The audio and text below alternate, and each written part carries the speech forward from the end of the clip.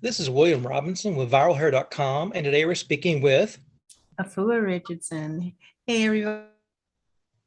I'm a comic book illustrator, songwriter, musician, and some of my most popular works are Lovecraft Country with HBO, Black Panther World of All-Star Batman, Totally Awesome Hulk, and many others. And I'm really excited to speak with you guys today. Thanks. Now, first question, kind of begin at the beginning. What was a spark that kind of took you into being a musician? What brought me into being a musician? My dad. Okay. My dad is a physicist and a sculptor and an oil painter and an officer in the Coast Guard, recently retired. And he's very silent, very quiet man, but we would spend a lot of time sitting in the car when we had a car, and we'd go driving and we would point out the different ailments of trees and so on while listening to John Coltrane, while listening to Ella Fitzgerald, while listening to, Dvorak, while listening to, Vivaldi, while listening to, Jimi Hendrix. And then he would give me my own cassettes, and I had like 45s and some headphones, and all of my books that he got me had audio accompaniment. So I was very used to having headphones on, putting my book having a soundtrack. Right. So music very, very early on was a part of my life. But becoming a musician, I started at 9 playing the flute.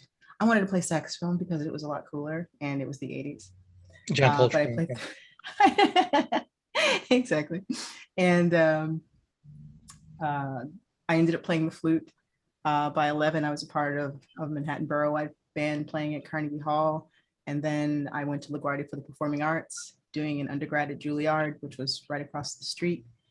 And it kind of went off from there, performing with underground hip bands to becoming a background singer and a session vocalist, beatboxing with the all-female hip hop crew, voice acting with commercial jingle houses, and any place I could employ my music. Right. I did. Okay, because I've listened to a few things from Astronomer. Oh, Waking Astronomer. Yeah.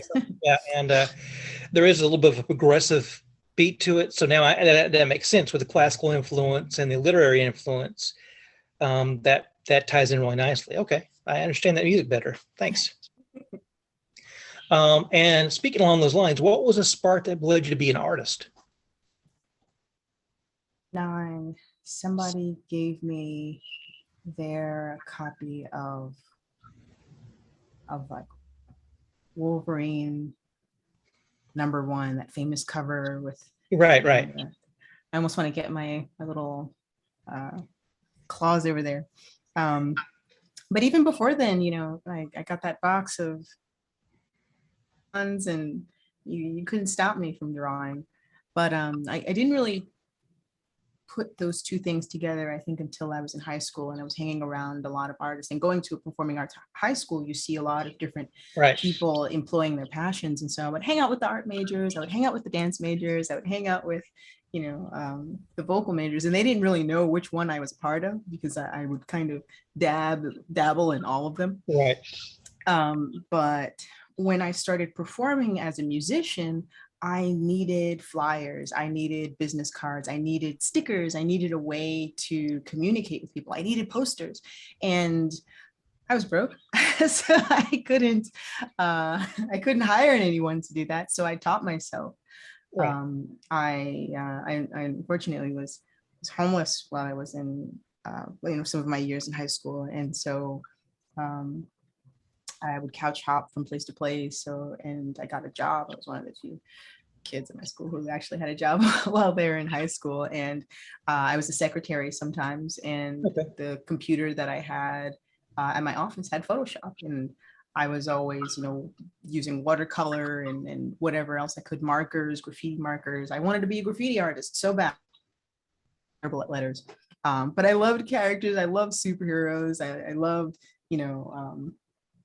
I love the X-Men. I loved Swamp Thing. I loved, Ghost Rider. And I collected cards and comics and things like that. I had more comics in my closet than clothes. And then I just started carrying around sketchbooks, making my own sketchbooks and drawing. And then a lot of times I was the only artist around a group of musicians, and they were like, hey, would you do a poster for us? Would you turn us into superheroes? Would you turn us into an anime character? And I'm like, for money? I would have done that anyway, but okay. So I got used to working out arrangements with my friends and writing up invoices like, okay, this is what I'm get, this is when you need it, and you can pay me in cash or chocolate bars, whatever it is we worked out. I didn't think that I could be an artist as a job, as a profession. I didn't think that was a thing that I could do without having gone to college. And so I started going to comic book conventions maybe when I was 24, 25. Okay.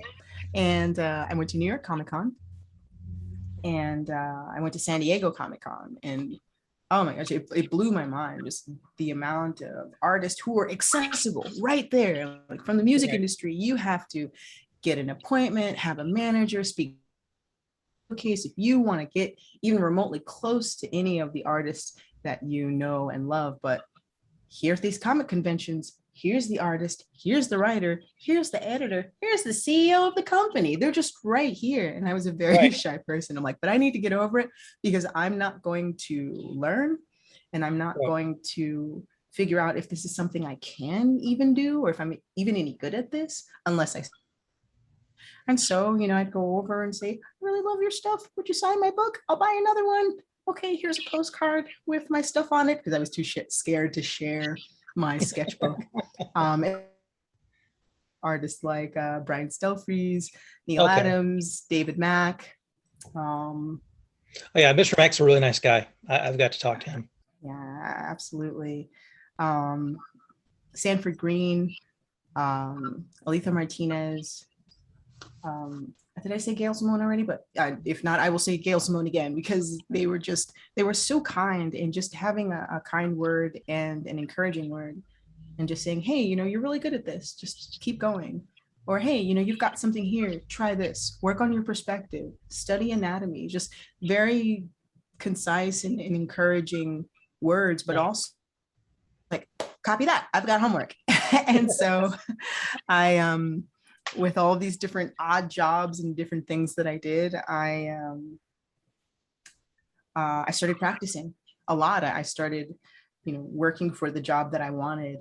I was like, well, I like doing covers, so why don't I make a mock cover? Let's see how fast it takes for me to do this. Like, how long does it take this when it's my time?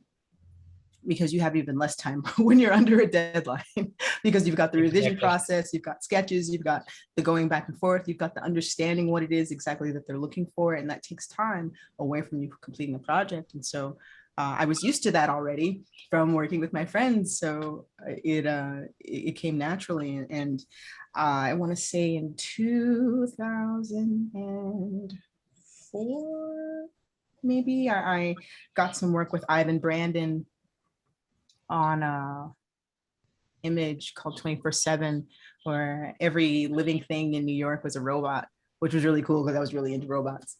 After that, when I went to San Diego, I walked up to Mark Silvestri, and I handed him a postcard, and he actually recognized one of the covers that I had done. I was like, oh, I'm okay.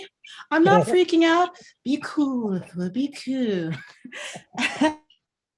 And, I had the chance to travel as a background singer. I got to, open up for Parliament Funkadelic, play with Sheila E.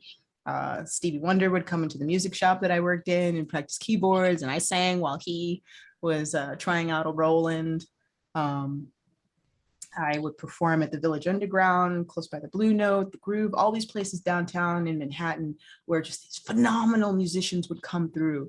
This was where, you know, Missy Elliott and John Mayer would come to hang out or wanted to practice, you know, so she would get up there and sing. And then here I was, just a flute player, like, you know, trying to sing with my jazzy voice amongst these giants. And it was my vocal homework. You know, and I decided, well, you know, I wanted to try to get a career as a musician, but I felt like when I would get into the studio and I would get in front of these different A&Rs, they wanted me to lose weight, they wanted me to straighten my hair, they wanted me to put on the outfit that they handed me in a baggie, and they wanted me to sing songs that had nothing to do with how I thought, how I felt, and what my philosophy was. It actually went against it. And I was like, you know what? I have been playing and writing music for too long to just sing somebody else's words. I saw when Rihanna came in, I was just like, ooh, that girl's gonna do well. She's gorgeous and she's amazing. And she is a phenomenal performer, but she fits that niche already. Right. Let her be who she is. And not that I could ever compete with that, but you know what I mean? They want me to be the same thing in a line of artists. They want me to be a Lauryn Hill, a Brandy, but those people exist already. And I just wanted to be myself. So I felt like comic books was where I could write my story. Right. So I did. And what you spoke about briefly earlier about the ride you took with your father, it makes sense you have a more independent streak or way of thinking on your own. Then, and also the cover work, I think, gives you a little more probably flexibility to be independent, but still be in line with the company directives. It's your vision, but the cover's like, oh, wow, this brings people in. So yeah, that makes a lot of sense. Next question. I read about your interest in Afrofuturism. What led to that, and how would you explain it to someone who has no idea what that concept is? Well, it's funny because it's a very new concept. It's essentially taking the culture and traditions and the aesthetics of African countries and placing them in a futuristic story, aesthetic, you know, time frame. And to me, that's not new. You know, I read heavy metal. I read, you know, Alfred Bester, and I was introduced to a lot of really early sci-fi from like 1930s, 1940s, 50s, 60s, 70s, where people were influenced by the things they saw that existed already and projected them way into the future. In a lot of ways, those artists and creators paved the pathway for scientific exploration because they conceptualized things that had not been created yet. Right. So they're not burdened with, you know, plausible reality. It was up to the scientists to kind of meet them there. Like the Jetsons had, you know, FaceTime pretty early on, and levitating cars and domed cities and things like that. Those aren't new concepts, but I felt like when I was growing up, even amongst, you know, Black communities, anything that had to or African tradition as Afrocentric, as if I were fetishized having African descent. And the problem that I saw with that was I wasn't pretending. Like by having natural hair, you know, in my, you know, teens and 20s, I was seen as unprofessional. Like, I'm never going to get a job. No one's ever going to love me. I've literally had these things said to me. Like, I was like, oh, you're so, as if I, you know, was trying to grasp something that didn't belong to me. It is of me. I'm American. You know, I'm American. I'm Choctaw. I'm even part Irish and Scottish, but I'm also from Ghana. I'm also from the Democratic Republic of Congo. Right. And I'm from these places, just as, you know, many places, and it is of me. And so when I draw fiction, you know, sci-fi tends to have a very specific look where most of the characters are white, and that's fine. I could get angry or I could get to work. There's an opportunity for me to take the things that I think are cool, you know, take the nations and tribes and traditions and jewelry and weapons and traditions that might not be heard of or are sectioned only to African countries, and bring them to the platform that I have, the platform that I built, because I like it. And I should be able to create what I want to, and also educate. I'm working on a book called Telling of Mermaid Myths and Legends from all over the world that I'll be putting out. It's pretty neat. Yeah. I'll be putting it out next May. I got a little delayed when I got a concussion and had some spinal surgeries. Patient.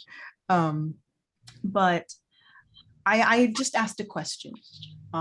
Where did the concept of mermaids come from? Is it strictly European and Scottish, which is fine. Chupacabras are Latino. That's cool. You know, vampire bats are from, you know, they're part of Europe, and or Dracula is from its region. Each of these different monsters and mythological creatures come from someplace. So maybe mermaids were just from Ireland, and Selkies were just from Scotland. You know, I didn't think too much into it, but when I started to look, I saw that the Mi'kmaq in Nova Scotia have the Sabawa Ilnu, the halfway people, that Alaska have Sedna, that in Zimbabwe they have Injuzu, which used not to get to work on time. It's like, I was on my way to work and I got hit by an Injuzu. I was like, wait, what? Really? Like, people stopped working on a dam in 2014, people, 2014, because they said there was an Injuzu in the dig site. Then they hired new workers who did not believe in Injuzu. And they went and they said, we did not believe in Injuzu before, but we believe in Injuzu. So there are these strange stories that I've been collecting from all over the world, from Japan to South America, and they all have to do with mermaid or half human, half aquatic creatures, like the kappa in Japan. And I think it's very unifying. We all, you know, we all have salt water in our veins. You know, we all come from the sea, and we all have flood myths, every one of us. And so it's really easy to, you know, divide us up and say, oh, well, you did, your people did this and your people did that. But, you know, we're all on the back of, which is, you know, the earth here. This is what we live on. And so we're all swimming here. And so I thought it would be cool and show how each of us have a piece of this legend. And I'm just going to put it together in an ongoing series. Well, that's cool. And I can appreciate that. Someone who's grown up, studied different myths and legends, I've seen similarities, like you mentioned, the different creatures in other cultures. Mm-hmm. Well, why is there one like this every single culture on the planet? So, right. And like you said, maybe sharing a little more of our myths and histories and seeing where we're similar than apart, maybe a good way to bridge some conversations. Yes. So I dig that. That's very neat. Mitakoye, oyasin, my relations, all of you, you know. Next question. You've been on Broadway with Melvin People. Yes. Now, with that, I've heard some people who have been to different shows and talking to actors who have done some Broadway work and sci-fi stuff and been around the industry. And one guy described it as kind of being inside of a living panel. Is that kind of perspective, did it affect your artwork at all in some way, having to look from the inside in a way, or was that kind of like a different experience for you altogether? Well, you know, there's definitely some synesthesia that happens. When I listen to music, I see something. Right. And when I look at art or I'm creating art, you know, music is in my mind. A lot of times I'm singing while I'm drawing, or I'm listening to music, or I'll make a soundtrack for something that I want to create to kind of paint the mood in my mind. And working with someone as phenomenal and prolific as Sir Melvin Van Peebles, I don't think a lot of people really knew who he was, because I didn't know. I'd heard of him before. I heard of his son, Mario Van Peebles, because, you know, he was an action star in the 90s. And I knew Sweet Sweetback's Badass Song. I hadn't seen the whole thing, but I knew of it, and Right. I knew what he did, but I didn't know the actual influence of Melvin on the world. So he was a Harlem fighter. He was a pilot in World War II. Yes. And he went to France. I believe that's right. He went to France and he created his first film there. He became knighted. He won all these awards. He came back to the United States. They didn't know he was Black, and he started creating some of the first A-list films, because B-list films were just the things that played, you know, while people were walking in. They had replaced the trailers, basically. And so he created this film, and he became, I believe, the first Black stock trader, and that's according to him. You know how people like to stretch the truth a little bit, but I believed him. And so I was a jazz singer in Harlem, working with a guitarist named Spaceman Patterson, and he recommended me Melvin. And he had this place near Central Park in New York City. And when I went to his apartment, he had like Emmys and Grammys as paperweights. He had like half of a Winnebago sawed off and welded to his wall. He had a giant, I guess a futon. I think it was shaped like an eye. He was just a very kooky and strange man. And he didn't actually know music theory. He knew intervals. So if like middle C is 1, bum, 1, 2, 3, 4, 5, 6, 1, 6, 1, 3. You know what I mean? Like he figured it out numerically. And the first the band that he had soundtrack his earlier films was this little local band named Earth, Wind and Fire. And he influenced all of these different films, like Foxy Brown. They were all mimicking his films, but they took out a lot of the politics. And in an interview, he was asked, you know, Melvin, are you upset that they've copied your film and took out the politics? He's like, nope. He's like, I just wanted to see brown people on the screen. whatever job they decided, whatever role they wanted, that was what they decided to do. He was like, I just wanted to make films that were about life. Now, I could put things in my story about the man keeping me down, but I knew that. Why did they have to invade my art? You know, I just want to make a story about a soldier falling in love with a girl in France. Right. That's because that's what I want. You know, I want to make media that envisions the world the way I want it to be. So with Afrofuturism, it's, you know, honoring the things, honoring the past and placing it in the future, just like all the other cultures. Right. Space Knights or Space Samurai, anything else that, you know, the traditions and things of the past are welcome here. And so what I really learned from Melvin was, you have the same 24 hours in the day, and people are going to tell you should focus on one thing and do that one thing well, and you can. But if there are two things that you want to do, you're going to have to dedicate a lot more time to it.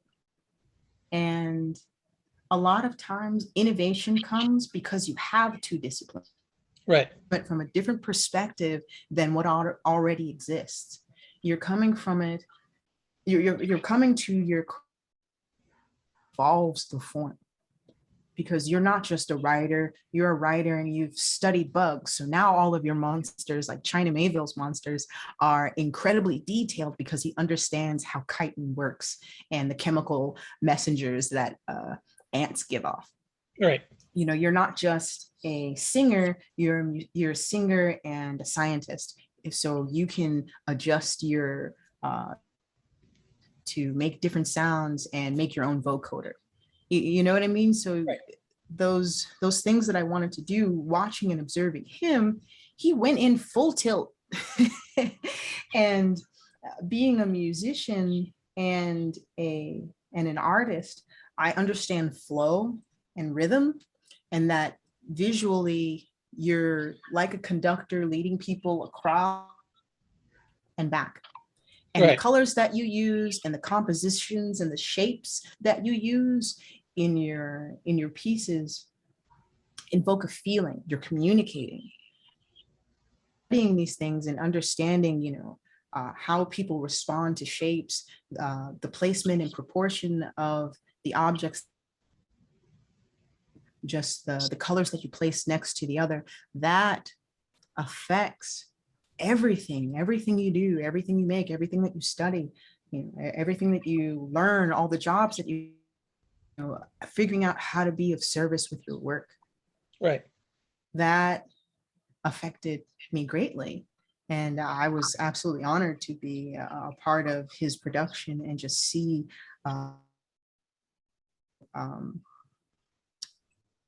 way past the expected age of greatness. You couldn't stop that man. He had to stop himself. He at 84, when I was working with him, was still running strong as an ox and was working on his graphic novel. When he decided he wanted to do something, he went all in and he made no excuses. Right. And when he couldn't do it, he hired somebody who could. And he paid them what they asked for because he wanted it done, because he prioritized it. He didn't ask for a discount. He didn't ask for, you know, that important to him. He respected the craft and the art. I was just honored to know him, you know, and I went to see him a couple of years ago before he passed away this year, and he was suffering from dementia, you know, and it was very difficult to see someone whose mind was, you know, just sharp as a tack, be, you know, easily confused, and you know, it happens to us all. But I tell you one thing, when I started singing his songs, the record of his life, and it was like he knew exactly where he was. He knew all the lyrics. He remembered the stage. He remembered the costume and the pink dress. He remembered all of it while the song was going. And then when the song stopped, you know, he kind of started crying because he felt like he had held on here. So music is very powerful. It's a very powerful form of memory containment. Right. And so I couldn't let it go because, you know, with all the things that I went through, you know, having a parent that was mentally ill, you know, my mom was very violent, and it made it very difficult for us to have peace at home. And watching my dad take abuse, the only thing that really got me through it and even say, you know, there is beauty somewhere in the world, was listening to music. Right. Yeah. From, you know, Stone Temple Pilots to Stevie Wonder to, you know, De La Soul and, oh goodness, Etta James. You know, it's Sarah Vaughan to Sade. Each of these musicians have affected us in different ways, and when you fundamentally understand like what's going on, you can grow an appreciation for it. So I feel really fortunate that I get to do this, but it's a lot of hard work. It's a lot of heartache. And you're gonna have to, if you want to be an artist, anyone out there who's listening or watching, you know, you're going to have to push past yourself and set a small goal and make time, set aside time, just a little bit, you know, for you, even if it's not something that you do professionally, because the emotional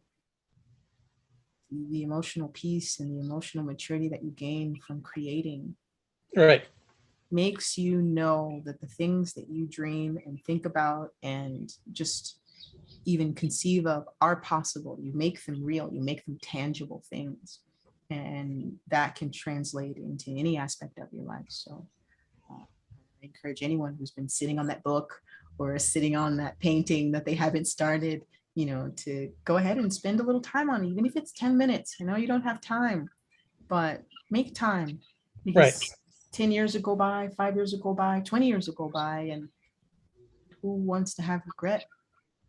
Make something. Right. Earlier you mentioned attending the San Diego Comic Con and the New York Comic Con. What kind of attracted you to come to Houston, to Bayou City? Yes, Bayou City Comic Con. I'm excited. I've only been in Houston once, so but I really didn't get a chance to look around or enjoy the city. So I'm excited to check it out and see how Texans do. When we get the right vendors there at Bayou City, you're going to see how big some of these guys go with their book selections. I mean, it's awesome. Yeah. I'm excited. Yeah. It's it's kind of fun. I a couple of years ago, I started cosplaying at the table. I didn't really take it seriously. I'd have like a headband here, like a little emblem there. And then I just kind of kept collecting pieces. And it just, I don't know, it makes it a lot of fun. It lets people know, like, yes, I am a nerd, 100% full-fledged. Snort, laugh, and everything. And it's become kind of fun. So this time I'm going to dress as all Marvel characters. Each day I'll have a different Marvel character. Last convention in Baltimore, it was all like villains, all Disney villains, or like all it was a bad girl. Not all Disney villains. I was Maleficent, Cruella, and then Harley Quinn. I don't know if you can count Harley Quinn as a bad guy, but she loves Mr. J. Depends on the writer. Right, exactly. So this time I'm thinking about all X-Men. Maybe I might divvy it up. I might do Rogue, Storm, and then Wolverine, like a lady Wolverine. Not X-22, but actually Wolverine. I don't know what I'm gonna do with my hair, but I'll figure that out. But if that doesn't work out, then I'll be Queen Ramonda, Black Panther's mother. So that might be a lot more fun. Still Marvel though, not an X-Men, but still Marvel. So we'll see how it goes. Well, she was Storm's mother-in-law for a while, so that might count. That works. Crossover. What? My brain works like that. Sorry. Right? No, you're right. It's X-Men by proxy. And then in the What If series, she was a general, so she could fight. This is true. Now that Nerdkind has become more diverse, do you think there are opportunities for fandom to appreciate and celebrate stuff from the past as well as appreciate what's going on now? We can start looking at some older properties that are maybe ahead of its time in diversity. I think nerddom has always been diverse. Right. I think the media just didn't necessarily reflect that here in America. But also the industry was a lot smaller. There wasn't as much of a profit. The window of entry was very small, and most of the customers were kids. All right. And it was considered a child's medium, even though adults were really into it. Exactly. They started as children and then they grew up to love it and then passed it on to their kids. But it was still treated, whereas manga and anime and other places, they treat their illustrations or their comics like film. There are films for adults, there are films for children. And so you see a lot more diverse story types and diverse character archetypes there because they've had longer to evolve. And I think the United States is catching up. But also because of the success of the films, like Black Panther, like the Avengers, like the, dozens of superhero films that we can now enjoy, which kind of give it an entry point to new fans, because we've always been there. Exactly. But now people who would never pick up a comic book are now into superheroes, and besides, besides the Superman movie, and then in the early 90s, Warner Brothers working with DC to make Batman with Michael Keaton, and then the success of Blade, you started seeing frequency of superhero, the age of the superhero becoming larger and larger. And with that always comes diversifying. Because when there are a few things, you have these very generalized archetypes that are supposed to represent everything. So when you think about someone like Storm in the X-Men, when you really think about her personality, she doesn't really have one, because she has to represent all Black women, all the women, I mean, except for Kitty Pryde, Jubilee, and Jean Grey. Right. She's the only Black woman in the X-Men.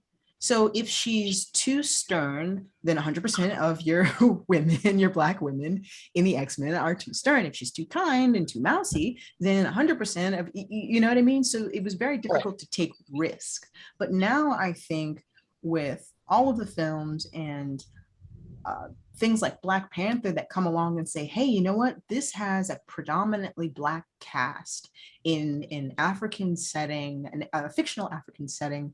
And it's futuristic and it's super cool and it's tribal and it's gorgeous. And it's also not just for Black people. And I think that was what the concern was, that if we make too many Black characters, this will only be for that audience. And I think that's changing. So now we're starting to see more people taking chances because of the success of that film. Whereas a lot of people are complaining like, oh, well, if we do that, then, it's just going to be, like they have their complaints. But it opened the door for everything. It really did. It said, hey, you know what? You can make this and people will show up. People of all races will show up. Yeah, I read some of the Kirby reprints in the 70s. Mm-hmm. And then I heard those complaints. And my thought was, have you never picked up any of these books? Right. I mean, Don McGregor, this, roly-poly Italian guy, was up in the Bronx writing, and drawing out the Wakandan map. Right. He took a risk and said, hey, if the Black Panther were real and alive today in my era, in my time, he would be fighting the KKK. And he took a risk. I got a chance to speak with him. I told him, much later in this legacy, like, you guys have laid the groundwork. John Romita and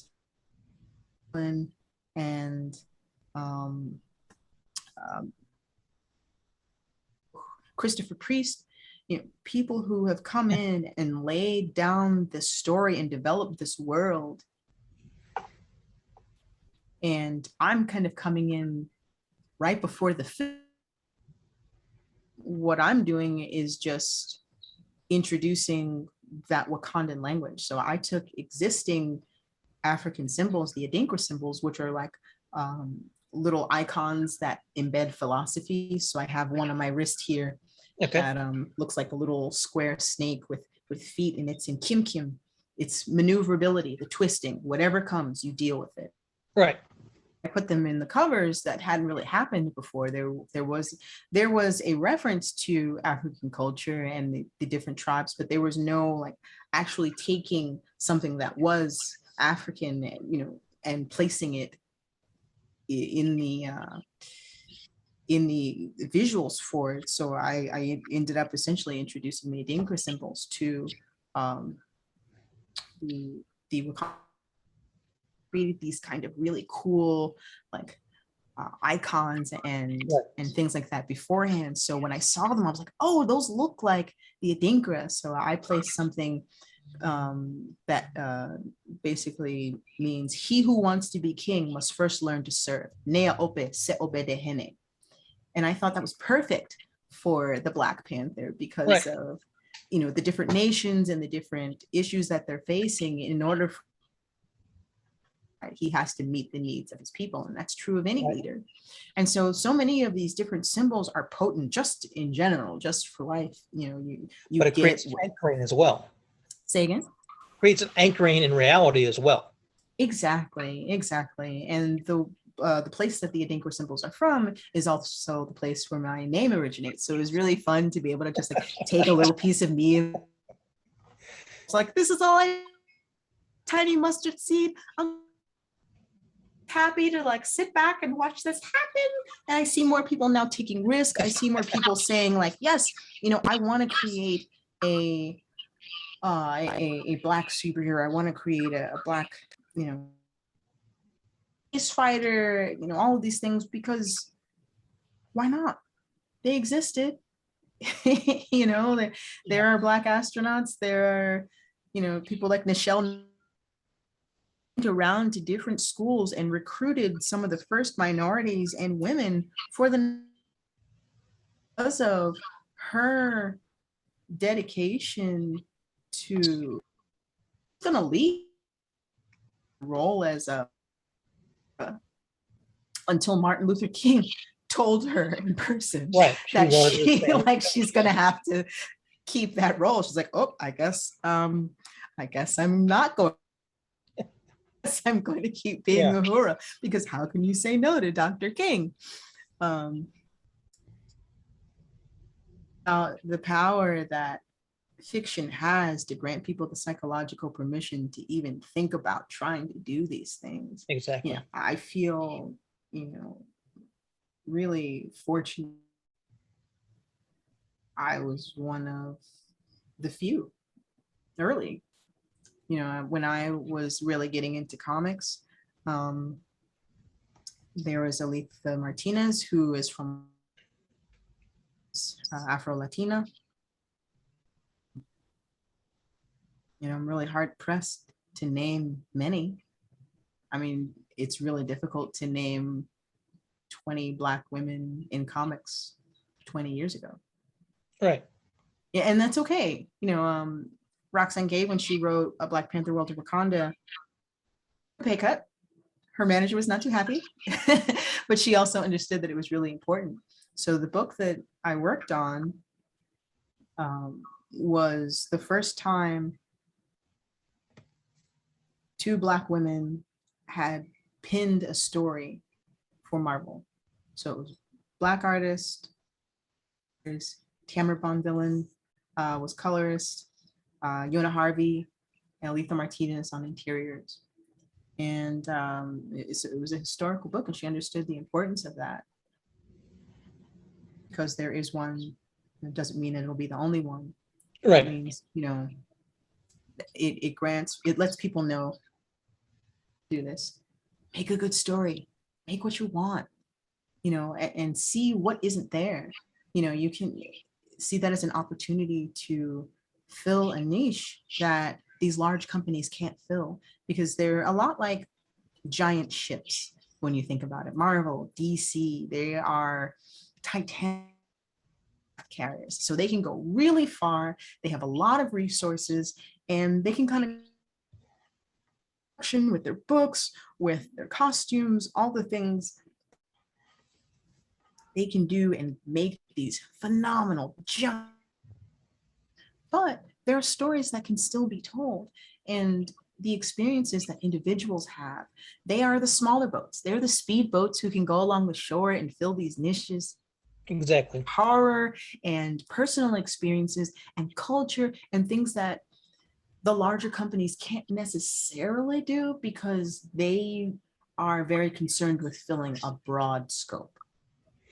Right. Or subjects people are uncomfortable with, they might not want to talk about. Exactly. Exactly. Racial tensions, whether human trafficking, right? Something big companies kind of might dip their feet into, but don't, because it's broader audience.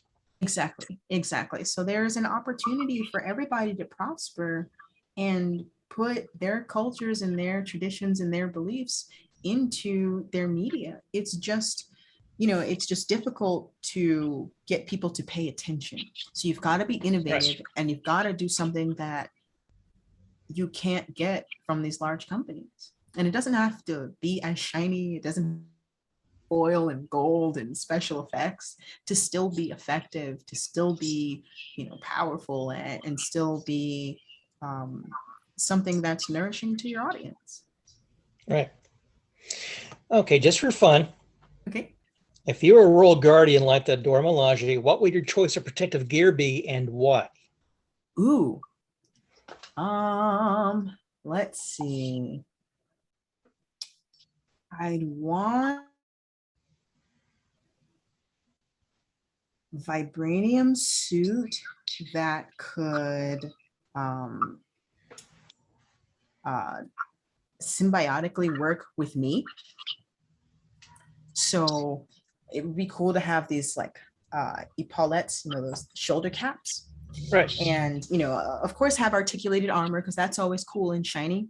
But if I needed if something that I couldn't see, I'd want it to like make a shield, kind of like I think Witchblade did something like that, where Right. the suit itself or the gauntlet, is its own consciousness. And it would be nice to be able to yuck.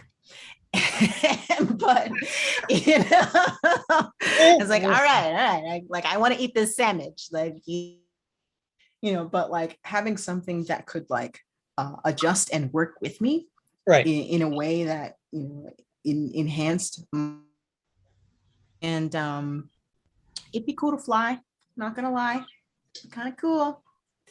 It would be super cool. And then also something that could I don't know, give me some vitamins during the day. That'd be cool. It's like, you're low on iron. Woo, thank you. Goodness. Repair my spine, like remesh and nanoparticle my bones or something. I was just like, ooh, because I've got some neck injury stuff. And I was like, can you just, vibranium some of these vertebrae? and the occasional caffeine patch I think would be helpful as well. Right. It's like, can you just, give me just a little bit of adrenaline, but then make sure I'm not maxing out my kidney. Thank you. So I essentially nutritionist.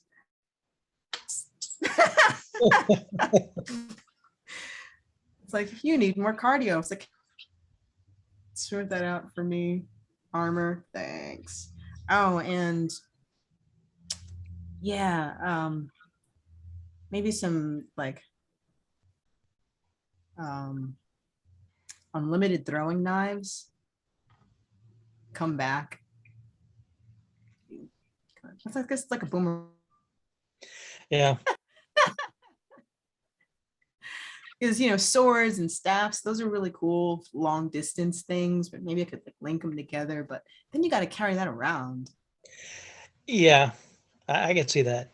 I'm an old school pulp fan, so if you need like a vibranium trench coat and Green Hornet's gas gun, something like that would probably be. Yeah, that'd be cool. But then members only jacket.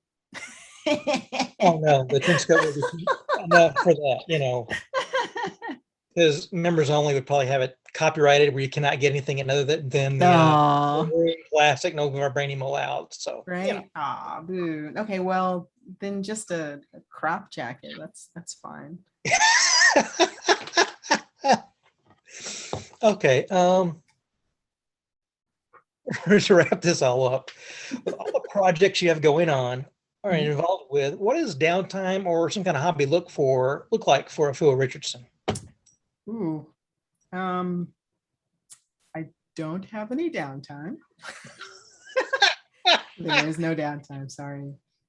But a hobby, I think something that I want to do and I kind of incorporate into the things that I'm already doing. I really love miniatures. Okay. And little model things. So some of the rooms that I'll have to draw over and over again from different angles, I started building little model like doll furniture and things like that so I can just turn it around and light it and make my own like windows and like carpet and things like that. And I'm gonna put together little like landscape. So I have like a little mermaid pond for Melusine de Lusignan out in southern France, and I'm gonna make a little koi pond, and yeah, it'll be ridiculous. But you know, and dancing. I really, really like dancing. I was on Soul Train and MTV Jam background dancer. I used to go to raves and outlaws and mosh pits just because I really love dancing. I would push in here. It's a lot of fun for me. So karaoke, that's also another hobby of mine. I go and I sing songs that I haven't sung on stage, or I haven't, I haven't done before, just to sort of test it out. I can, it's fine because it's karaoke. So yeah, that's, and cooking. I for a time watched way too many cooking shows, and I'm no Gordon Ramsay. I do all right. Yeah. Nifty. Oh, well, thank you again so much for your time. Yeah, I really appreciate it. I look forward to coming by your booth at the show and saying howdy in person. Yay, please. And hope you have a really good show at Bayou Comic Con. You have a very nice day. Thank you. I'll see you soon. All right. Bye.